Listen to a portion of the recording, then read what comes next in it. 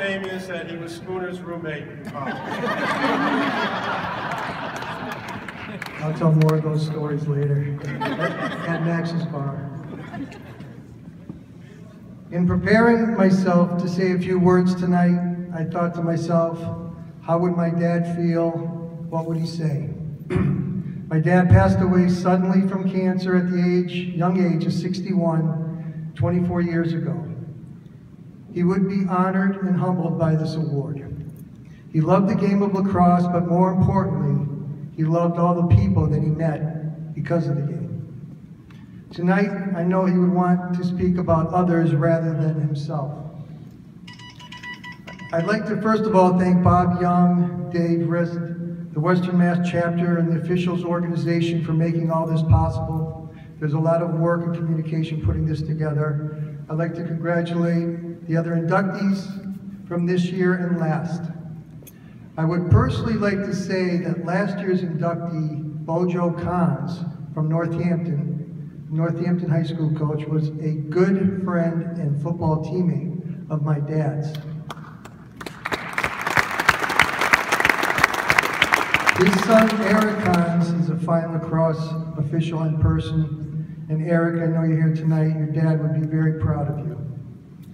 Coach Kahns was a General Patton on the field during the game, but off the field he treated you like your favorite uncle. And I remember a short story, Coach Kahns in 1970 coming up to me and saying, "LaBello, I'm your new lacrosse coach. Go out and find some players." So I went around to all my buddies, football, basketball, trying to steal some baseball players. And I said that Coach Garber and my dad just dropped off some wooden lacrosse sticks, some leather helmets, some gloves, and we're going to start up the sport of lacrosse. And they said, "What's lacrosse?" And I said, "Well, it'll be a great sport. We'll give you a helmet and a glove and a stick, and when the ball will be on the ground a lot. And when you see the opponent coming, you just run into them and nail them as hard as you can. And then I'll scoop up the ball and score. And then later we'll go to a party up at Turkey Hill, and there'll be beers and pretty girls." So they said, "Sure, I'm in." And I was actually thinking that's the same strategy that Richie Donovan used in the mid-70s to get all his Long Island friends up here, wasn't it? I would also like to, of course, single out the Garber family and Coach Garber. I've known Teddy now for, over 50 years? It's hard to believe. Our dads were cut from the same cloth. Gentlemen that always showed dignity, passion, class, integrity, true sportsmanship, and a love for the sport. Back in the 50s and 60s, they planted the seeds for the growth of New England lacrosse. They both would be so happy, so very happy to see how popular the sport is today. And Teddy, with all your lacrosse accomplishments, he would be very proud of you as well. And I may just add that if anybody's ever spent amount of time with Teddy, especially down at Baltimore, lacrosse conventions, or any amount of time with Teddy, we know that Debbie, you are a saint. His dear wife. I know my dad will also like to congratulate Coach Canella, Doc, and all the other coaches and players that have kept the UMass lacrosse program the strong program that it is today. My dad had the fondest respect for his Nichols College coach, Doc Wiley, and his mentor, Chief Referee of the United States, Frenchie Julian. Assigning all the high school, prep school, and college games before the time of computers, fax machines, cell phones was a huge process, and I would like to mention his two assistants were Don Johnson and Dave Harrison. There are many family members and friends here tonight, and I'd like to introduce my dad's immediate family. His brother Joe LaBello is here with his wife Sue. Uncle Joe is actually a board member of the Hall of Fame. They flew up from Texas today for this. My lovely wife, Uncle Joe, thank you. My lovely wife Susie, my sister Chrissy, and my other sister Mary.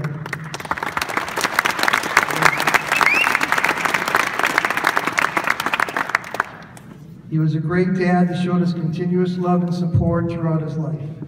My dad was chief referee, but there was an assistant chief. She helped with all the paperwork and mailings, and you have to remember, in 1961, all the college and high school teams sent their schedule on paper like this, and then all the refs sent their availability, and we had paper all over our house for about a month and a half. She washed his uniforms, and after a Cold Spring game, she would have a nice plate of hot lasagna waiting on the dinner table for him when he got home. She supported him through the hard times. In the good times, she was the love of his life. I'd like to introduce my 84-year-old mom. Stand up, Mom.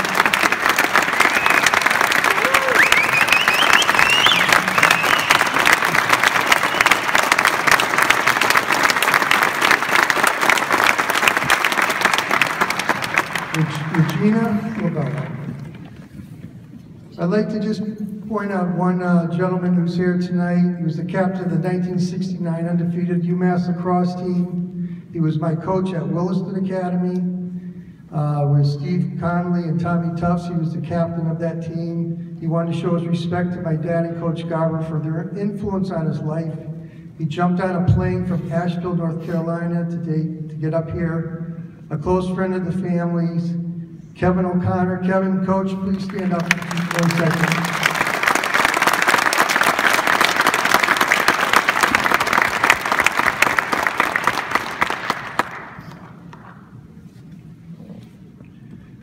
Kevin wrote me I got a lot of letters and emails and everything. He wrote me saying, this is just perfect and exactly the way these two dear friends would have had it, to be inducted together into an organization that is their people, that is the Western Mass Lacrosse family. Simply put, one can and should do one's job to the best of their ability, with integrity always, all while respecting the dignity of players, coaches, and officials.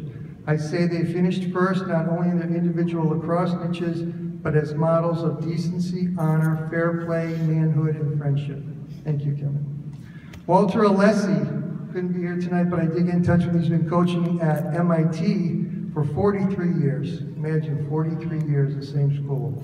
He wrote to me, whenever your dad was officiating, whether I was playing or coaching, I never had to worry about how well the officiating would be that day. Your dad set the standard for all officials. He was respected by all and loved by all. He had a cool, calming presence about him that everyone recognized and appreciated. Another gentleman that was here tonight, but unfortunately was not feeling well, but I wanted to mention his name. I was going to point him out. Someone who has been officiating for 50 years, lacrosse in New England, a member of the New England Hall of Fame. And I have a great picture of him in a gondola with my dad in Venice, Italy. But I want to point out Ron Pozo. Ron Pozo was a great dear friend of my dad's. Back in the day, there was less of a barrier, like they said today, between coaches, players, and officials. Less formal, closer in nature, my dad riding on the UMass bus, all trying to play, enjoy, and grow this game of lacrosse. And it's I don't know if anybody knows Renzi Lamb. Good old Renzi from Williams College came up to our restaurant in Maine and sat in the lobby of our restaurant on the floor, lit up a cigar, and said, I'm not getting up until I meet the owner of this fine establishment. I don't know how many college coaches would do that now. And I remember Charlie Hardy, again, an All-American at UMass. I remember the first game I saw my dad said, you want to go over to UMass and watch a lacrosse game? I'm roughing. And I remember little Charlie was running back and forth, number 20 with his stick. And my dad was roughing and someone brushed his shoulder. A defenseman brushed his shoulder. And I remember Charlie turning around and saying, Vinny, that's a flag, that's a slash. Come on, throw the flag. And I said, who is this guy talking to my dad by his first name? But that's how casual it was. I want to describe my dad for those who here tonight that never met him. I thought of two things. When you saw him and talked to him, he made you feel like the most important person in the room. And to him, you were, as he talked to you about yourself, your family, your adventures. He remembered names and knew a lot of people throughout the state.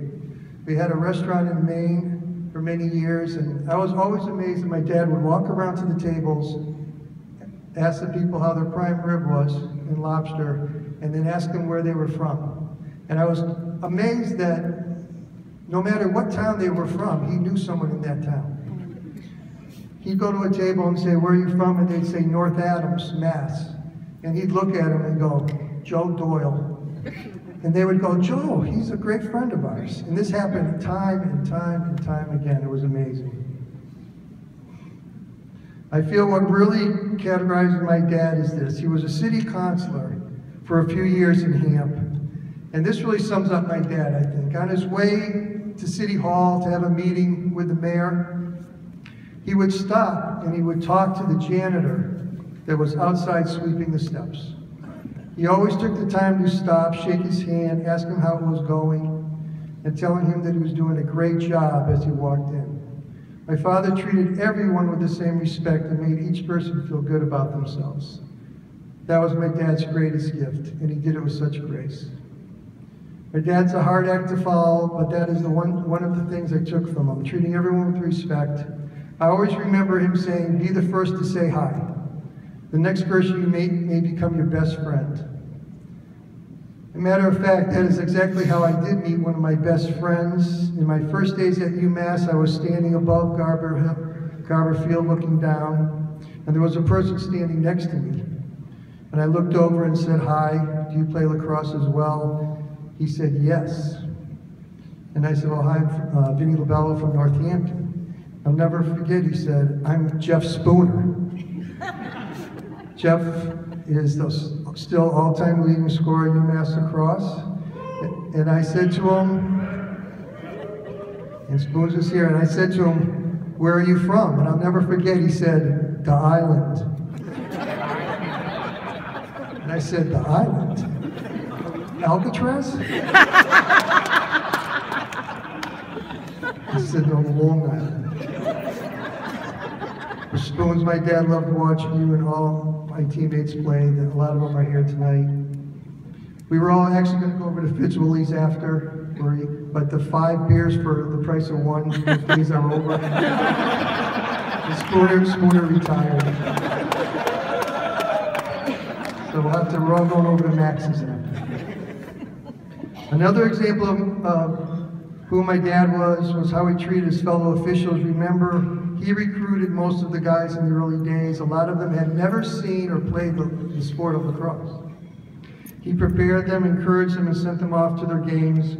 I will never forget, though, on Wednesday and Saturday nights, our phone would ring at the house. And it would be some distraught college lacrosse coach that was upset over an official during the game that day.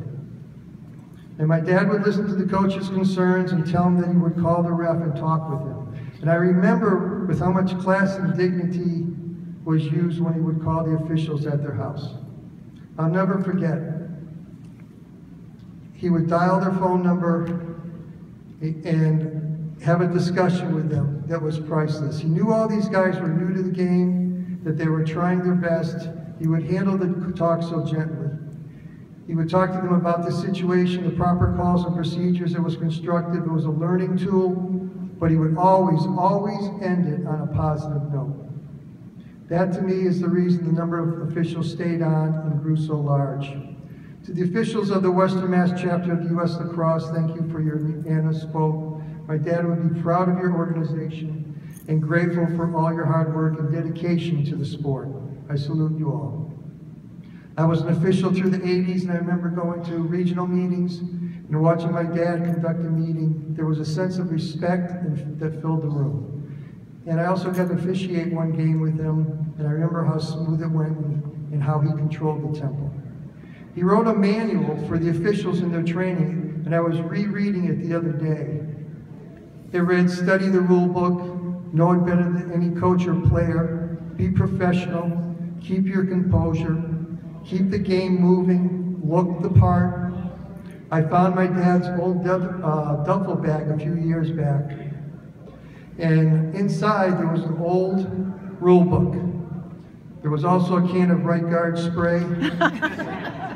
And he had a backup for everything. 2 pencils, 4 flags, 2 scorecards, and 2 whistles. But the one thing that stood out to me when I reached in that bag was I pulled out a small round tin of black shoe polish. And that to me was my dad, looked the part, looked the part. He said the best compliment you could hear was that no one noticed the refs control the show, don't be the show. He also said that the fans take delight in antagonizing the officials, that you could not have rabbit ears. You had to let the comments go straight through you. Don't react to them or they will just get worse. I do remember though, however, my first game I saw him officiate at Amherst, over at Amherst College. Peter Gooding was the coach. I was sitting across the field near the sideline at midfield. And I remember there was this old lady dressed in purple sitting next to me, and every time my dad made a call against Amherst, she would scream at me. That's a terrible call, ref. If you were my husband, I'd give you poison. Oh my God. She had this irritating voice, and after another call, she'd scream, that's an awful call, ref. Still, my dad showed no emotion. Let it go through, let it flow straight through. Finally, near the end of the game, after one more call, she stands up next to me and screeches, if you were my husband, I'd poison your food. And I remember, though, he ran up to her and whispered in her ear, he said, lady, if I had to come home to you every night, I'd take the poison.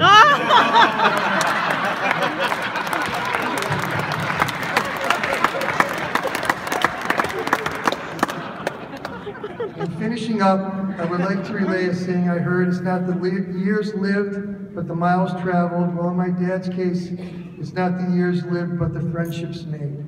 Tonight is not just about handing out awards, but it's about bringing people together from all corners that haven't seen each other in a while. I know there are some people in this room that haven't seen each other in 40 years. It's about getting the lacrosse family together. It's about reminiscing about old times, telling stories, getting another hug, having another beer, and sharing more laughs. We will forget most of the wins and losses, but the friendships will last a lifetime. Look around at the people in this room tonight. You will never find a greater group of people. The Lobello family would like to thank all of you. You have helped keep my dad's dream alive by growing the sport of lacrosse. My mom will hang the plaque on her living room wall and it will be a constant reminder of how lacrosse and all of you out there all contributed to making my dad's life more meaningful and fulfilling. Thank you.